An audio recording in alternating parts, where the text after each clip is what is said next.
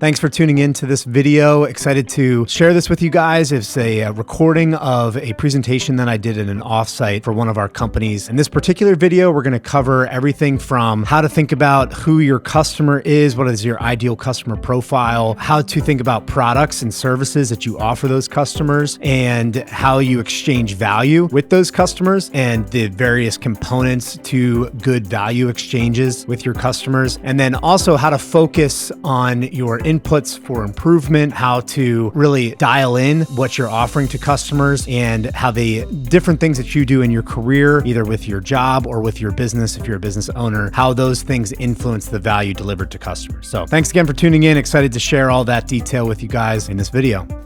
All right. So with that in mind, first order of business, phones away, laptops away, booklets and pens out.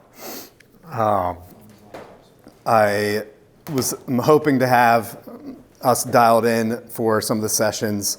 And then, like I mentioned, we got some time, if we need to jump on anything. We have some nice, thanks to Jayshul and Vanessa, some great merch here, including some booklets and pens for you guys. Not that I'm going to be dropping a ton of wisdom, maybe, hopefully, but they're, especially for the individual breakout, it'll be to sort of take some time to think about what is presented, and the departmental breakouts, but to think about what's presented in the sessions. And I would encourage you guys, as a part of this time where we're out of our home offices and able to sort of take a step back. I know, nature of the business, especially these days, is we've got a lot on our plates, a lot that we're jumping in between, a lot of different context switching that we're doing every day. So I feel like this is a great time to take a step back, think about both, your career. So this particular session is going to be about career, but then also just the future of the business and future of your role, your aspirations in the business, things like that. This is a great time to take advantage of some of those, that freedom where you're not feeling anxious about, jumping on the service board or a ticket or, project or something. So hopefully you're not feeling too anxious about that. But anyway, so with that said, I want to make sure that we're dialed in there. So if you wouldn't mind, just putting laptops and phones away for this. Actually, emergency or not? One client wants to know about APAC costs. They said, emergency, give this high priority. I'm guessing not. All right, stop everything. It's not an emergency. All right. Every ticket they send in begins emergency. Yep. Good start.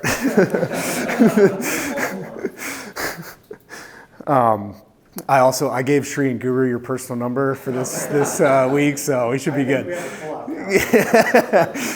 I almost during the welcome reception said we have a special guest here. Anyway. I'd like to begin by saying we get these issues. Oh man. All right. So for this first session, this is a concept that really Gary titled the Running Your Career as a Business, and I've adopted the title. I liked the concept. As we said, when he was transitioning out, it's not lost that he's been a big part of what we've built here in this company, and definitely honor and respect that. As a part of that, one of the things that it really helped me think about in taking the role that I'm in now is how do I help build a business that and steward the position to help you all in your careers and really building out a career. Many of you have already are well on your way in building out a career, and it's kind of a foregone conclusion that this is your career, right? But the idea here is to basically take a real step back. This is, very philosophical. There's a few, more tactical things, but it's very strategic, philosophical, thinking about your career and one potential option to consider, how do I sort of build out a career, for myself. So, I'm obviously early in my career as well, so, I've been learning a lot, but I feel as though, especially with this position that, I feel blessed to take. I feel like I've had some visibility into what the opportunity is for people in a business of this size, to build out a career. So anyway, with that said, the goal, and the agenda for this particular session is to talk about what's the general purpose of business. It's a very intentional oversimplification. It's obviously people go to and get degrees. I don't have a degree in that, so this will be oversimplified. But the way I see it, I think simplification is a benefit, and it also helps us in our day-to-day when we're tactically performing our job every day, for us to continue to be pushing the needle, moving the needle in the right direction as we're building. Man, the dolphins are going to be so distracting. I'm like looking at this jetty, and it's just like they're just jumping around. You got your dolphin tour right here. But anyway, I think it's helpful. It's helpful for me also to have like specific models or like images or quotes or concepts that I can pull to the forefront of my brain that help me make those decisions on a day-to-day basis. So that's part of the reason why it's intentionally oversimplified, in this context. The functions of a business kind of relate closely to what I'm going to go over on the purpose side. And then the one thing that I felt like as I was preparing for this retreat was, we obviously are not on like a 6-month, cadence or treadmill that some have experienced in the past by necessity in this business. But we also, on the other hand, have not really defined as a group what the mission and vision of this company is, and like, where are we headed? Why are we doing this? And I think it's generally might be understood, but I think it's super important to really lay it out and lay out, my interpretation of it. So anyway, that's part of what I wanted to lay out too, in the context of, the first 2 points is to really lay out what's sort of the mission and vision of the business. The way that I see mission and vision, mission is what I'll focus on this presentation, and vision more so with the horizons concept. But mission is more like a point in time. Vision is like in the future over a period of time. It's like a type 1 and type 2 SOX report, Steve. Yeah. So that's how you can kind of think about it, is like a snapshot of like, this is the mission of the company at this time. Vision more like longer term, where are we headed? So with that, I'm going to jump in. This particular session too, I'll just make a comment, it's more of like a talk, so hopefully it's not boring you all, but we'll have some more interactive sessions as well. Don't think you're going to be sitting in 8 hours of presentations this week. So anyway, so the purpose of business. I really like Peter Drucker. The Effective Executive is a really great book that he wrote, and a lot of like modern business books are based off of either his writings, or there's a book from the 80s called The Goal that it's a dense, like 300-page book, but it's a lot of current business ideas, ideologies, models are built off of these writings, and it's primarily because there are overarching across an industry truths that kind of transcend that they write about. So simple concept, purpose of business is to create and keep a customer. Easier said than done.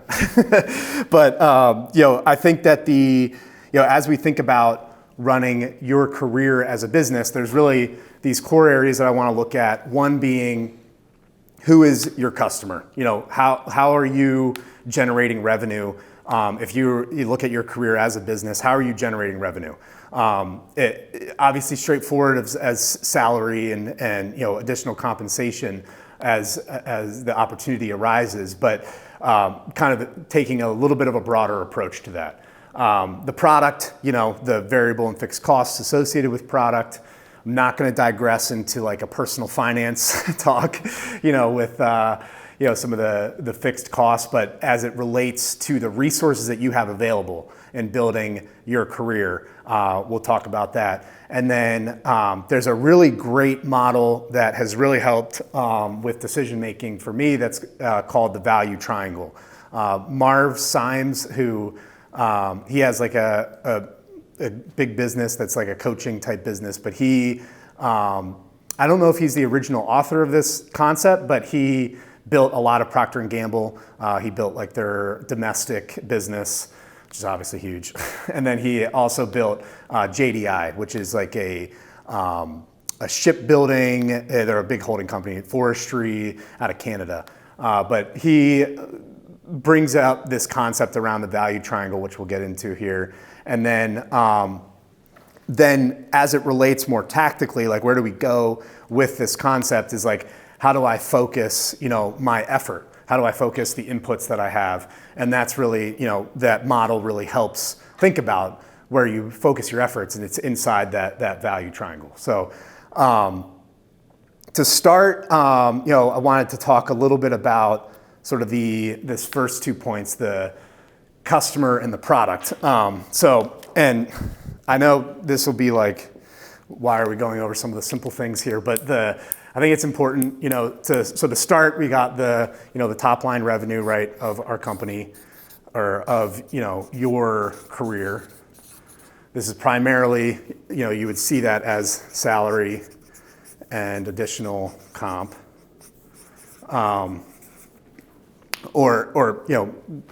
Even you could put, if you're building a career, you could put side hustles in here. You could put whatever,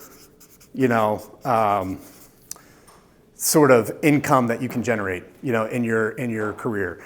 I also am not, it's no secret that like people have what I call like tours of duty in business, right? So like the people that are choosing to make their money and make their career as a part of this business today, that might not be the case in 10 years or in 5 years or in 15 years. So that's not a secret, and I want this to be valuable to you guys regardless of future plans. So like this is I appreciate you obviously being here, but I want it to be valuable regardless. So this is, a more obvious example, but if you think about take a one step back from the salary and additional comp, or as the business grows, how do I incorporate more of that success into my own personal career?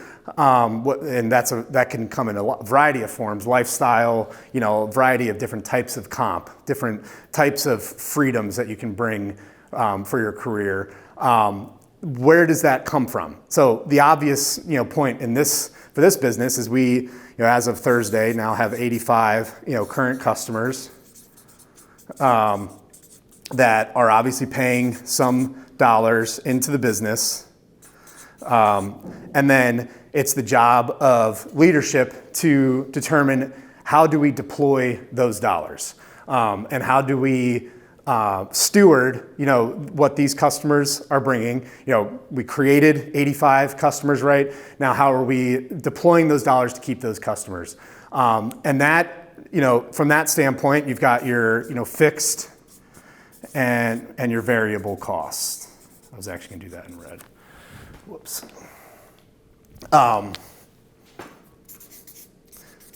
So the variable costs, you can think about this as like the cost to deliver any unit sold in a business. And cost of goods sold, right, is the official accounting term for it, but it's the whatever cost. So like when we deploy DocLive, we've got, hopefully not for long, but Giga, we've got Azure, obviously. In the past, we've had Artzel Doc Alpha, we've had Flex Central, we've had Pax8, but it's basically the variable things. As we sell one of these, we have to buy one of these every single time. For you all, it's like as Argon sold, as DistilMotion sold, as Volta sold, as Sparks or Steel Industries is sold, I've got this set task, this set of time that is going to be associated with every unit sold. And that's really a variable cost on both capital and resources. And then my next slide is going to go into more detailed, not comprehensive, but more detailed about the inputs that are associated with your business as your career. But that's how you can think about it. The fixed cost, is the infrastructure required to enable your work. Everything from the laptops on the tables to the JustWorks platform that we use for benefits. But that's not fixed in the sense that it doesn't change. Like Microsoft's fixed costs, their infrastructure looks very different than Doc Labs, obviously, because they're supporting a different type of business.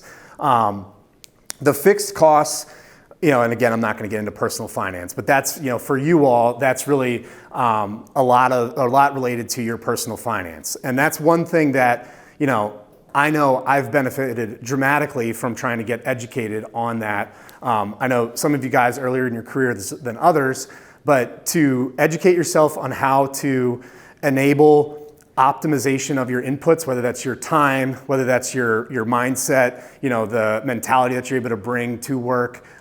Very important to consider the financial health that you have in your family. So I would encourage you to do that. I'm not going to talk too much about it because I'm no expert on it, but it's a great thing to think about when you're thinking about building your career and running your business. The goal there is that you have autonomy and control over your inputs. So like if you can optimize different areas within your life, within your business as your career to get more control over your inputs, that's an ultimate goal, and it allows you to feel that sense of freedom, that sense of ownership, that sense of control over what you do day to day, as opposed to Shree calling Spencer's personal cell. But that's really the goal there, right? And that looks different, for the different types of roles in our business. But that's basically the concept. I'll expand on those in a minute, but to talk a little bit about the triangle. So the goal, right, is to create and keep a customer. So creating more customers, contributing to those more customers enables more dollars into the business. The deployment as leadership of those dollars to support the keeping of those customers. That's really where part of that deployment is, the monetary component of what you guys all can achieve as a part of this business. And this is not necessarily just to talk about how you can make more money here.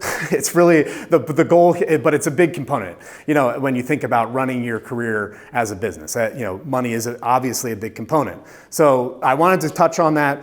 But the next piece that I want to talk about is, again, sort of stepping back and looking at the value that a business brings to their customers in order to keep them, and then that snowball effect that occurs in keeping customers. Creating new customers becomes a lot easier. It's not like a hard sales pitch that's very empty. You can't outsell bad product or process. I can attest. I tried to do that with a dental implant company that was fraudulent, didn't work. Got to get out of there. But the goal here, is to create and keep a customer. So what is that? How do you do that? The super simple concept, and the goal is not to give you too much homework, and you don't have to do this. But there's a really good book called Good Profit by the Koch brothers, who they actually own. One of our customers, the Tech Mahindra customer that we Molex. Yeah, they own Molex, but they're they're a huge private equity firm, kind of like Thoma Bravo that owns QAD, but they're one of the biggest. The two brothers that run that business or that private equity firm wrote a book called Good Profit, and it's a great way to think about how to keep a customer and optimizing this triangle. So this triangle, basically, you've got the cost, like we talked about here, the fixed and variable cost. We've got the price that's delivered that's a customer pays here. And then we've got the value. And that's what keeps a customer, is the value that the customer receives from the business based off the price. The goal is not contrary to what a lot of sales coaching talks about, optimize your price as close as possible to the value so that you can squeeze as much as you can out of the deal, right? That's not the goal. The goal is also not to compromise your business and sell at such a low price that you're barely covering your costs and you can really not redeploy and steward into the good profit of a business. The good profit of a business is you've got enough coming through your variable costs and your cost of goods sold, which is one of the reasons why we have that metric. There's enough coming through that required spend that you can deploy into building a very valuable company for a business, for a customer to do business with. And that's really where you look at this, the value and price differential here is the ROI that a customer is going to achieve by doing business with us. The price cost, differential is the profit that, our business would achieve in order to redeploy into optimizing this triangle. So if you think about it, with this, this basically, if you picture this triangle, when there is a tough decision to make in business, it becomes very simple. In most cases where it's is this either optimizing the ROI for the customer? Is it increasing the good profit that's going to help us to actually build the most valuable business for our customers? And if it's not, it's probably not worth doing. And because the goal of a business is to create and keep a customer. And that, as you prioritize your time and your day, there's all kinds of things that are going to optimize this triangle in a business. There's daily decisions that are going to optimize the profit and ROI that a customer achieves. And it's not either or. An unhealthy business is prioritizing one or the other, which is, I'll stop there. But that's one issue, But as you're going through your day, prioritizing your week, prioritizing your quarter or your year, or even as you think about your career, it's how can you take this and establish a microcosm of that in your day, And if you are delivering more ROI for that customer, or in general, so I'll do another one just so we don't mess up that one. But if you have, more value coming from that, the price increases, that flows more money into the business. We get through that variable cost. There's more in the fixed costs, and you've provided that value. So there's monetary opportunity, but there's also let's hire 2 developers. Now there's less burden on the team. There's different outcomes that can affect your career and your business for you to garner more control over your time and your inputs by optimizing this triangle. And that's true about almost every decision that you need to make on a daily basis. And you can go too deep on it. I'm not suggesting that. But that's just one thing to think about, especially for the big priorities. Any questions or comments on that so far? No? All right. All right. So then jumping into what, you can control and the outcomes that, that brings. So when you think about the inputs, there's one big thing that I'm going to touch on that's missing from this slide, but when you think about, what you are in control of, it's really, this isn't comprehensive. I'm sure someone could think of something that I'm happy to add to the list, but this is basically the time, the effort that you deploy, the knowledge that you bring to your job, the capital that you're either bringing, in some cases, like for me at the end of 2021, capital I was able to deploy, able to buy this business, changed my career, right? There's different opportunities, and as you'll see in the mission and vision, within thinking in decades, there is opportunity.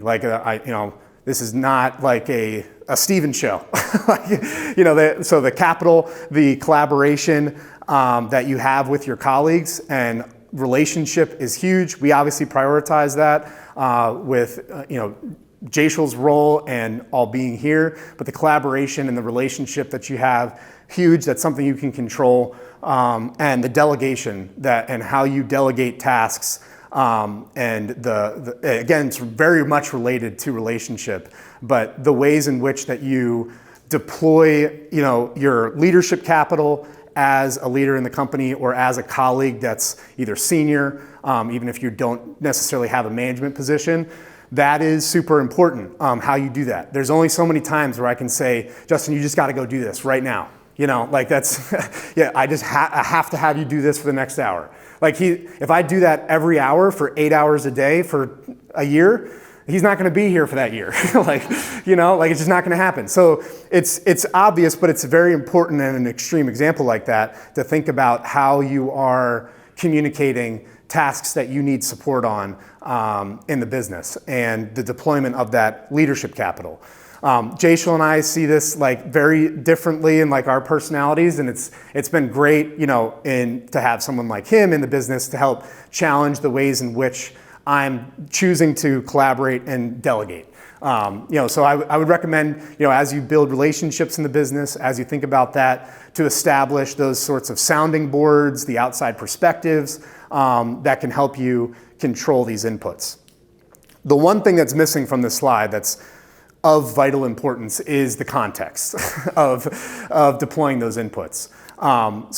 Obviously, as a part of your business, your career, you are in Pick Stock Lab. So the deployment of these have a very specific context within your role and within this business, which is why I think it's super important that there's alignment on where we're going, because you guys are professionals. You have a lot of skills, a lot of ability that can be deployed in a variety of different contexts, but you've chosen to deploy them in this context. Why is that an important thing to deploy in this context, and why is that worthwhile? So there's either alignment or there's not, and that's okay. And the other thing is, that's not something set by me, set by Jaishal, or set by any other, senior leadership member in the business in the future. It's set by you all, in your skill and what you bring to that input. So you don't have to think about it as I'm not in control of my context. You can take control of your context by deploying these in the right way. We were tired of working in that particular context. I was tired of working in a particular context in the past, and saw, okay, I need to go start my own business, build up a book of business that can buy this business because there's value there that we can redeploy and change the context. I was just tired of the 6-month roadmap. So that's an important thing to think about, in moving forward. Any thoughts or anything that you would add to that list or comments on this?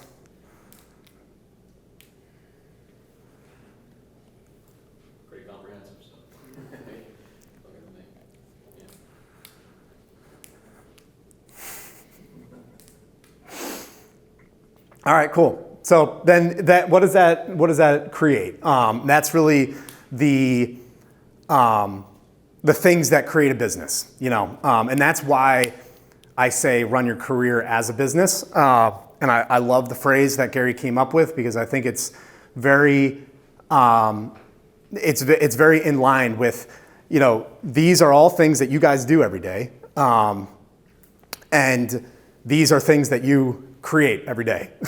You create an experience for a customer. You create a relationship with a customer. You create a component of the machine that serves that customer. And when those are packaged up, it's my job and Vanessa's job in marketing and sales to package up what you guys create with these inputs and to present them to customers in a way that's managing expectations and building out an ROI for them.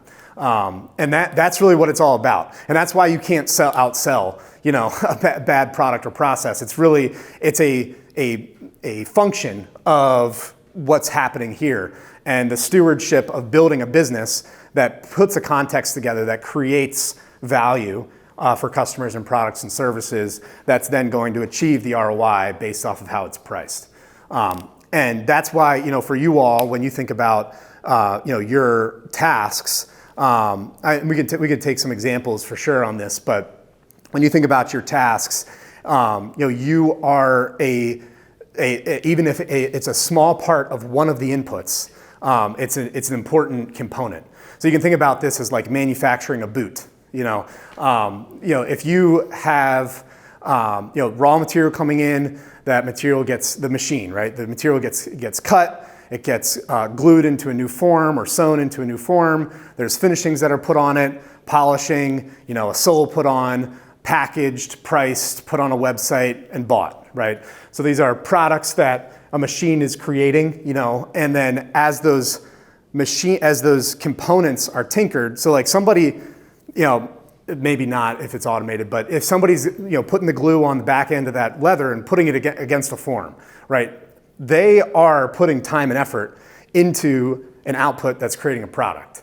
It's like, no, I don't think any of us wants to be spending all day gluing leather onto a form, but it's a part of it. So there's no job or role too small. But if that person comes up, like my grandfather was a VP of sales at Lincoln Electric, and he sold all the steel. I just found this, I was golfing with him one day, and he randomly told me about how he sold all the steel for the Sears Tower, which at the time was the largest tower in America, and was a project manager for building the tower. I was like, you're just dropping this? You're like 75 years old, we're on the golf course, I'm just learning about this. And come to find out, he was in a documentary. He's like one of those like greatest generation guys who just a quiet professional, But his rise to that VP role was because he was religious about tweaking the machine. And every single time he came into a process, he would look at ways to make that process better. It was never his real job per se. His job was to operate in the machine, and that's fine, like that's great, but that doesn't always bring the level of fulfillment that someone might be looking for in their career. It wasn't for him. So, he looked at ways like, okay, instead of using these scissors to cut this leather for this boot, there's this new technology, a CNC machine. What does investment look like in that? How can we deliver the the profit that the business needs by purchasing that? It's going to raise our costs, but is it going to deliver more ROI? Is it going to cut down that cost over time? So like those tweaks and that critical thinking about how you perform the tasks, even if it's gluing leather on a boot, that's still an important component to think about in building, your career and building your business as a career. And it keeps and creates customers, So that's the concept there. I skipped ahead a little bit, but this is a little bit about like the machine there. It's building consistent value. So, if you think about at Nextier, I got to walk Nextier's manufacturing floor one time, and they do a lot of drivetrains and a lot of like the, well-known vehicles that we got, that we drive as Americans. But the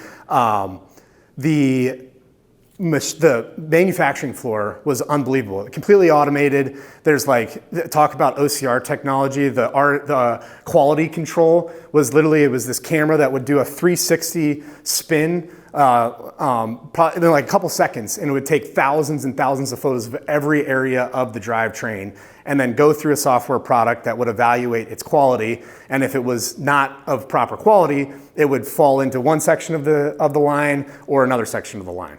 Just like crazy, awesome technology where at some point, someone needed to do that. The goal here, and one of the things related, skipping a little bit to our value, is you could see that of one of two ways, right? You could see as the person cutting the leather lost their job, the person looking at that drivetrain lost their job, or that person could be the thing that propels the business to the next level, and they could build up a value-added subset and bring that business to the next level and bring diversification to that business, bring enhanced ROI for customers to that business.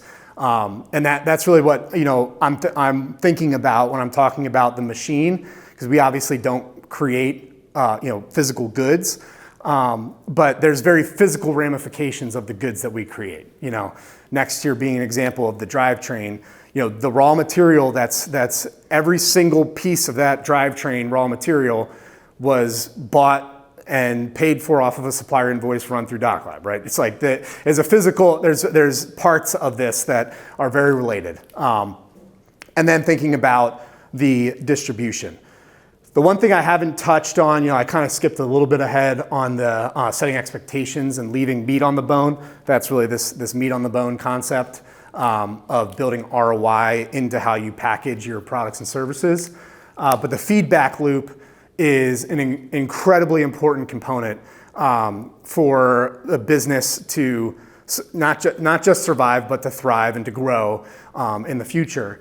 And that feedback loop is, in order to create, or in order to keep a customer optimizing inside this triangle, you have to have what is the ROI being achieved, and the problem being presented by that customer. If Luxium comes and sends 10 tickets about tax issues, it's the way that we are delivering increased ROI for Argon Medical and Distal Motion in the future could be a different workflow piece, a different piece of our workflow that just encompasses all tax scenarios.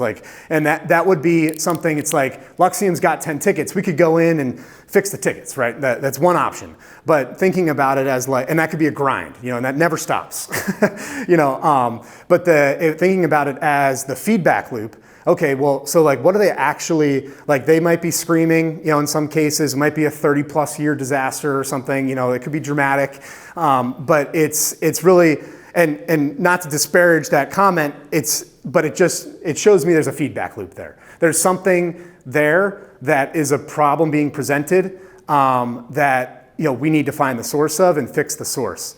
If somebody's got a laceration and you focus on the pool of blood next to them and you're we got to clean this up. What's going on with this blood? We got to clean this up. It's going to stain the carpet. It's there's somebody with a freaking laceration next to it, you got to sew up the problem.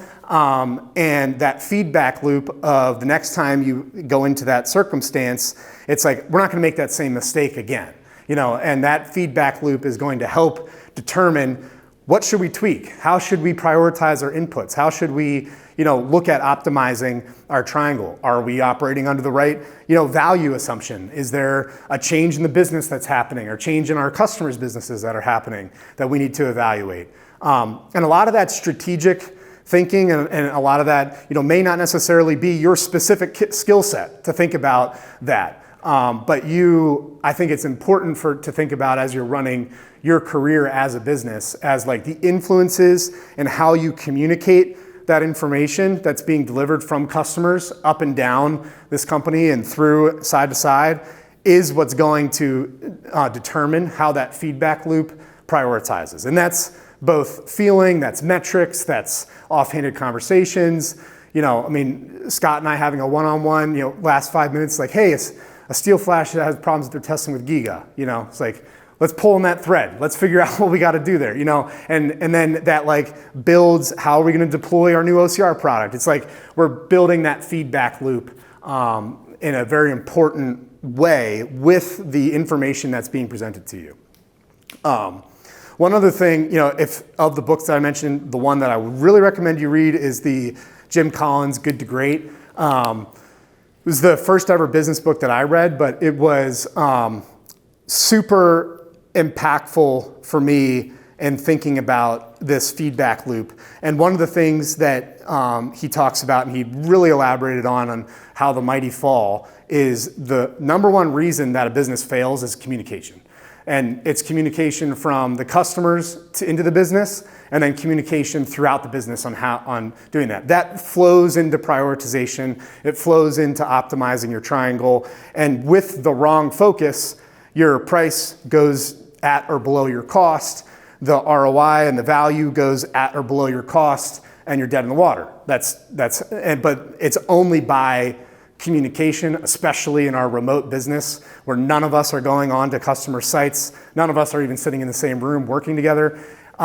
Communication is the lifeblood, and then relationship underneath that is just as important, if not more important than the communication, because it's the matter in which there's a lot that can be left unsaid in communication throughout a business. When you understand intent, you understand that someone cares about you. What Jaishal can say to me can be very blunt, direct, unvarnished, but I don't question whether or not he like cares about me as a person or is for me, or aligned with the values of delivery, and vice versa. It's that level of communication and the ability to develop a relationship that enables the super, truth telling, which is one of the things, when we did I won't steal your thunder on the values thing, but that's one of the things like with Justin, provides the honest truth when we hop on one-on-ones.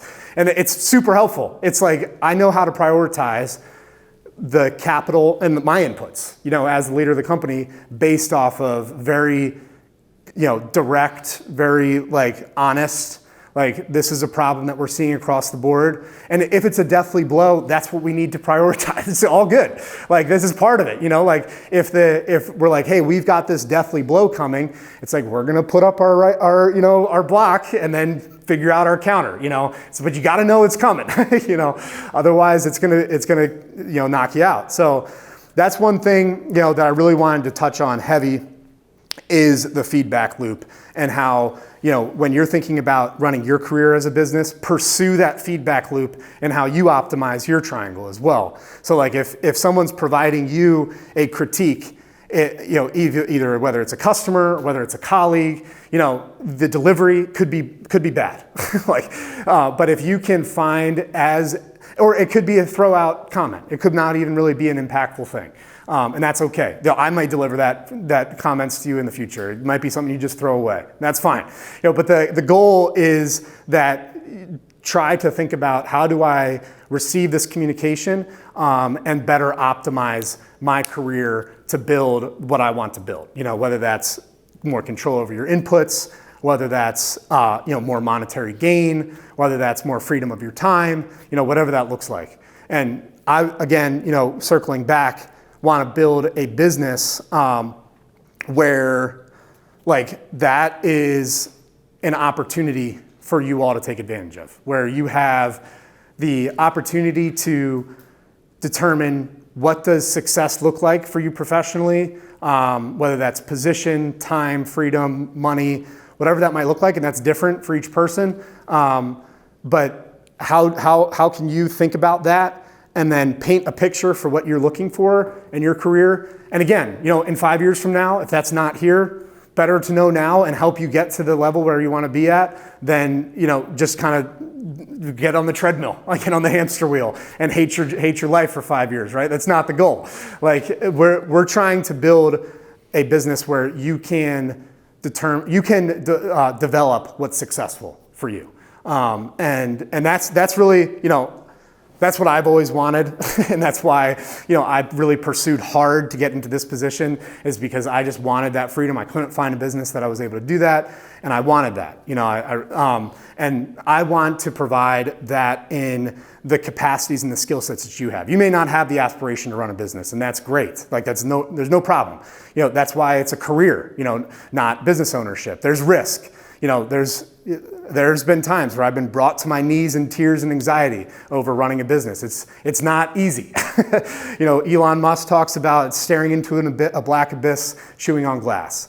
Especially at this stage in the business, there are times where it's felt like that, no doubt. But all that said, you may not have that level of aspiration, but I want to build a business where you can develop what that aspiration is for yourself and make that happen as a part of your career. So RCM. Well, before I get into that, any thoughts or comments on that? I'd love to hear some if you've got any. I'll finally throw something out there. All right. It's just the common sense that I feel like the more time that you spend doing something, you're going to naturally get better at doing it. Mm-hmm. And that is almost you're getting out, I feel like you're kind of arriving at that same kind of common sense piece with what you're laying on there. Like the mix of inputs that you choose to deploy on a given thing is going to govern the outputs. Being exposed to those outputs is going to feed back into what you're able to deploy in the next cycle. So if you're a developer, if you want to be a developer, you want to keep going down that line, get yourself into a position where you can spend time doing development, you're going to be a better developer. You'll have more resources to deploy in the next cycle. So that's the one kind of side thought. Yeah. Hearing that. That reminds me of like the Beatles. You know, everyone thinks it's like a rise to fame that was crazy, right? And it was, but they spent, they did the equation. It was like almost 20,000 hours in like rinky-dink bars playing in like all over Europe every single night. You know, but it was, they honed their craft. They wanted to be what they, you know, are known for. So that's was success for them. And that group honed their craft and became the best in the world about it, over it at that time. Marcus, I don't know if that, you know, goes against what you believe of music, but but you know, they didn't mind lugging the you know, equipment to and from the van every night. Yeah. But that, to your point though, it's like, you know, that 10,000 hours principle, you know, some people are like, screw that, 10,000 days, you know, like we're going to, if you want to hone your craft and become the best in the world at it, that's an awesome aspiration. That's inspiring, that like we remember people for that. And that's exactly it. You know, if you have that clarity, that's great. If you don't, that's fine too. Like you don't have to, you know, but that, yeah, it relates to that, I think, a lot. Yeah, yeah, exactly. You know, if you want to be the best developer in the world, make sure you're doing development every day. Yeah. Do it that way. Or Yeah. another, you know, if you don't want to be doing that, if you want to eventually be a project manager, start trying to deploy your resources, you know, in that category. You know, you're getting choices every day. Mm-hmm. And related to that, you know, business is like such a small subset of your life. There's a reason why, you know, my boys are sitting upstairs, because like I didn't want to spend a week away from them. You know, it's and that's like what the manufactured freedom that I want to take is like, I want to take a break, you know, for 15 minutes and go, you know, say goodnight to Lincoln for his first nap. Like that's part of what success, and that's going to compromise the level of professional development that I'm not going to spend that extra hour trying to close another deal or building a better business, you know, so it looks different and like that, but it's really impactful. And I think, you know, part of that thinking as you're thinking about what's successful for you or what success looks like for you is to just keep in mind that this is a subset, you know, and I'd really encourage you, don't look back at these days and be like, I just wish that I would have manufactured my inputs a little bit different. You know, if there's fires burning when you're going home, we've got cover fire for you. Like, you know, if that's what you are prioritizing, that's great. Like, please do that. You know, like we want to provide, creating a lasting impact on people and on customers, and creating an environment like that here is huge. And I run the risk as the leader of the business to be taken advantage of in that, and I have been taken advantage of with that perspective. But I would rather that. I would rather be taken advantage of than not having that type of context. So, and that is what it is. But the RCM mission here, this is our holding company that, all of you are technically employed by. It holds, Pick Stock Lab's primary focus. It holds our media, which Jayshiel, Vanessa, and I, that was pretty much the reason why we were able to buy Pick Stock Lab, was building that marketing business. Now we're selling that marketing business. We just closed out due diligence on Monday. Go Vanessa and Jash. Again, to sort of prioritize and focus. I think Vanessa's a living example of some of these concepts where she's building a career outside of, moving from marketing for publicly traded mining companies and insurance companies to now, selling Doc Lab licenses to JBSS. It's like, it's not about so much for some people the tactics of what you're doing day to day. It's about building a career, we want to align. I want to align with the holding company, and why I was saying this isn't just about one individual person or one individual concept. There are opportunities. We want to align with the right people to build with them in their career and create lasting impact. That relates heavily. We've got the Trolley Properties for some rental properties. We got the Bounce House business. if you're in the greater Philadelphia area, let me know. But, more importantly, the primary focus at this stage is we want to create, we have an opportunity to change the day-to-day lives of our customers. Like the product that we develop and deploy for manufacturing companies serves a very overlooked, often underappreciated department within these manufacturing businesses. Accounts payable in general as a finance department, high churn in the employee base, high pressure because their job is literally to spend money. And ironically, we help them spend money better, or like faster, hopefully more optimized. It's the way I package our ROI, is you're spending money in a more optimized fashion, cash flow optimization, but providing that automation and the ability to manage by exception and to look at, like Melissa at Mitek as an example, saving Mitek $600,000 in 2020 by using our report writer to develop her supplier discount credit term report that helped her prioritize what invoices to process, literally helped Mitek through a huge downturn in their business during COVID, in 2020.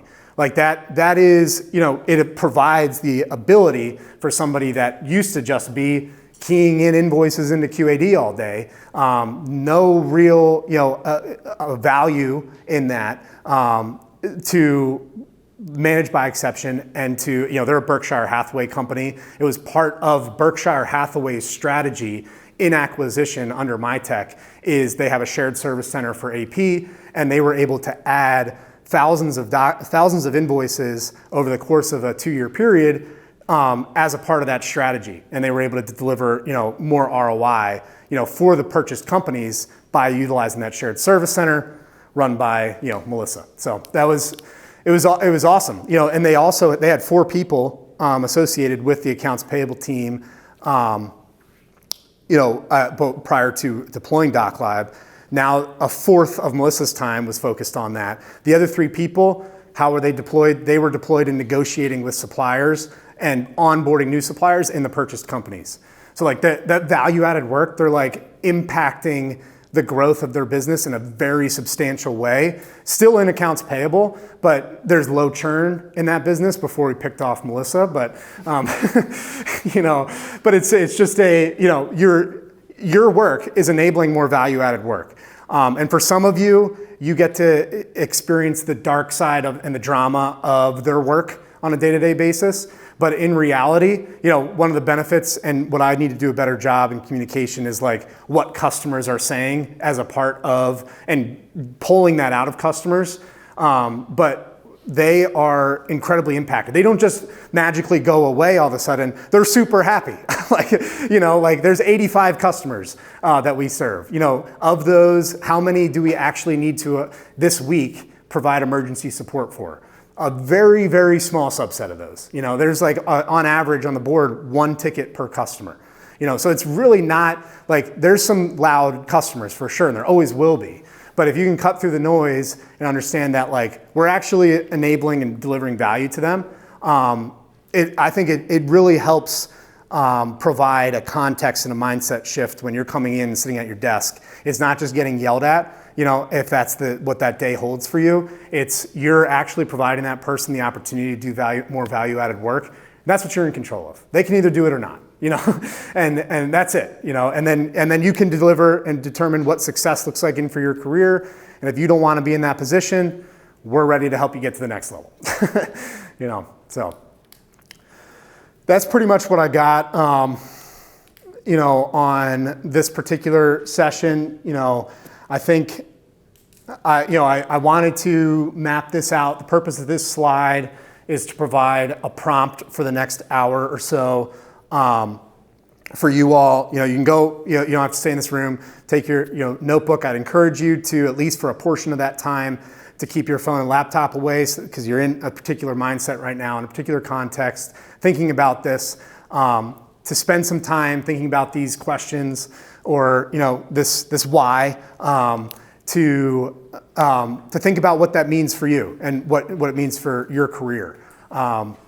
I would encourage it. I think it's super important. Something I try and do on a monthly or quarterly basis is take a step back, get some distance from my day to day, and think about these concepts because it changes over time too. What Justin was doing in college is what he's doing now. No, not pretty much, but at least with the same business. But like what Marcus was doing is different than what he's doing now.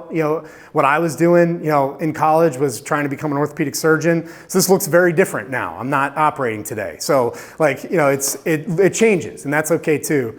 But take some time, think about this, and then at the end of our session on Friday, we're ending the retreat with, it's called Group Share.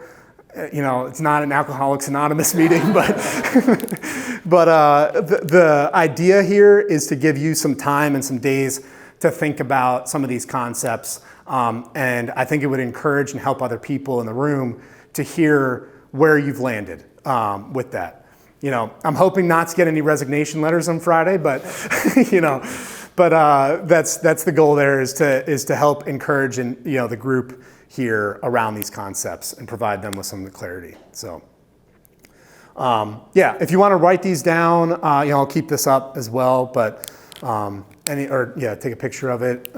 Any thoughts or comments on this presentation so far?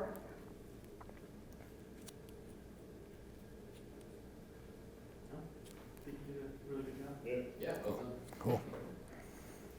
Did I provide clarity on what I meant by running business as a career? Jason's like, what the frick does that mean? No, my only comment, I think that reflection is such a huge part of anyone's life. And it should be done in business, it should be done in personal. Mm-hmm. And I'm glad that that's being encouraged because it's going to help you make iterative yep. improvements on what you're doing. So reflection is, it's key. Yeah. You got to think about context now, so which you hit on that too. Yeah. Just keep things in perspective. Try your best to be objective. Which, in context. You said that here. Yeah. I'm glad I'm not gluing leather boots together. Yeah. Library for that.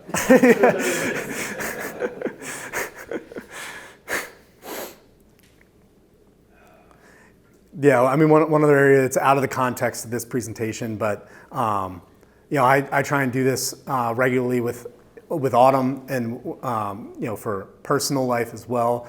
I've seen massive fruit in in family life too, to bring and in your personal mentality. For me, relationship with the Lord as well, is to take a step back and to think about some of these more strategic and more imperative things as a part of my life. Whether that's a daily basis, whether that's a monthly basis. I would encourage that too, and develop some of these prompts. To think about. I thrive under some sort of framework, and have some freedom in that, the ability to, throw the framework away. So that's really what this is for as well, is this is going to provide a framework for some of those thoughts. But if you want to take that a different direction, it's your career. So this is just a stab to help you get started.